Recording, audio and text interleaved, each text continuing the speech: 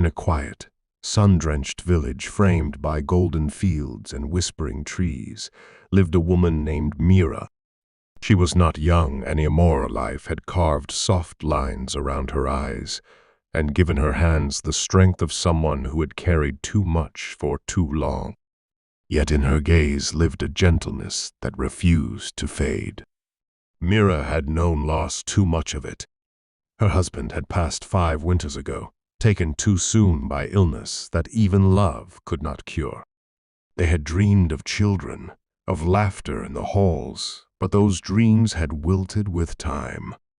Now, all that remained was a humble cottage, a patch of tired land, and a donkey named Dusty. Dusty was old, slow, and often stubborn. His gray coat was thinning, his hooves a bit worn. But to Mira, he was more than just a beast of burden. He was a friend, a quiet, comforting soul who never left her side. When the nights were long and her heart felt hollow, Dusty was there, breathing softly beside her, as if reminding her she wasn't truly alone. People often laughed. "She talks to that donkey like it's her child," they'd say. Mira heard them. She simply smiled. They didn't understand.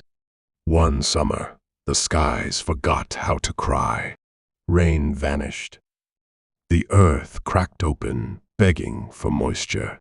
Mira's crops withered under the sun's cruel gaze, and her well dropped lower each day. Her food stores were nearly empty. Hunger crept into her home like a silent thief. One evening, as she watched the sun sink behind the fields, Mira's chest tightened with helplessness.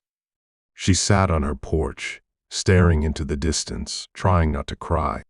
Dusty walked up and gently pressed his head against her arm. Mira choked on a sob. "I don't know what to do anymore, Dusty." He blinked slowly, almost knowingly. She leaned into him, wrapping her arms around his thick neck. His warmth was grounding. Her tears soaked his fur, but he stood still, silent, patient, present. In that moment, Mira felt the fragile thread of hope pulling her back from despair. "I won't give up," she whispered into his ear. "Not while you're with me." The next morning, she packed a few woven baskets and dried herbs, hoping to sell them at the market in the distant town. It was a long walk, too long for someone her age, but she had no choice. She couldn't feed Dusty on love alone. The two of them set off at dawn, the path dry and cracked beneath their feet. Mira's legs ached, the sun bit at her skin, and Dusty plodded beside her, his breath heavy with age. Then it happened. Dusty let out a panicked bray. The ground gave way, and with a heart-stopping thud, he disappeared into a hidden pit along the trail. "Dusty!" Mira screamed.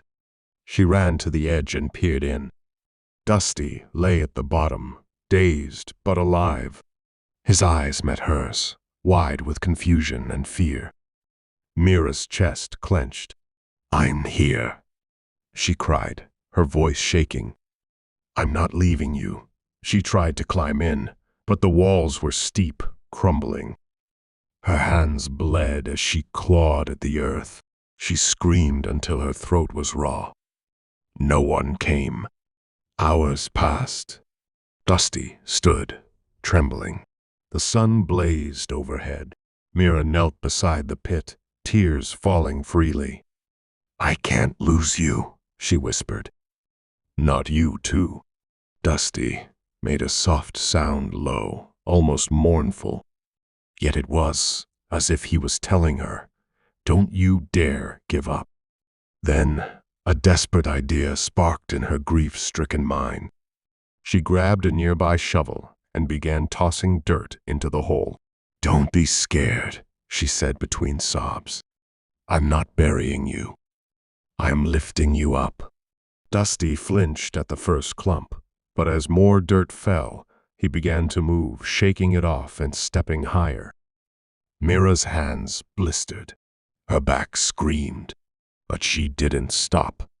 Tears streamed down her face, mixing with sweat and dust. "Keep going, Dusty, please," and Dusty did. For every scoop of dirt that threatened to cover him, he rose. Slow, determined. Together, they fought. One step, one shovel at a time. Night crept in. Stars blinked overhead. Mira was dizzy with exhaustion, but the sight of Dusty's head rising higher, inch by inch, fueled her. Finally, Dusty's front hooves reached the edge. Mira dropped the shovel, rushed forward, and with a cry of pure love, pulled with all her strength. Dusty clambered out, collapsed beside her, breathing hard. Mira wrapped her arms around his neck, sobbing into his fur. "You did it," she whispered.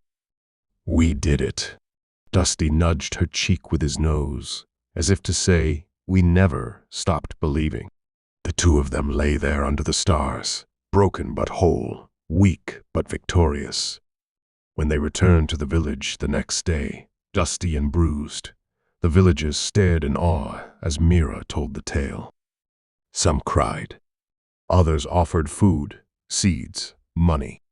For the first time in years, she felt surrounded by warmth, not just from the sun, but from hearts awakened by a simple act of love and resilience. Dusty, once laughed at, became a symbol of hope. The stubborn old donkey who refused to be buried. And Mirawell, she never walked alone again.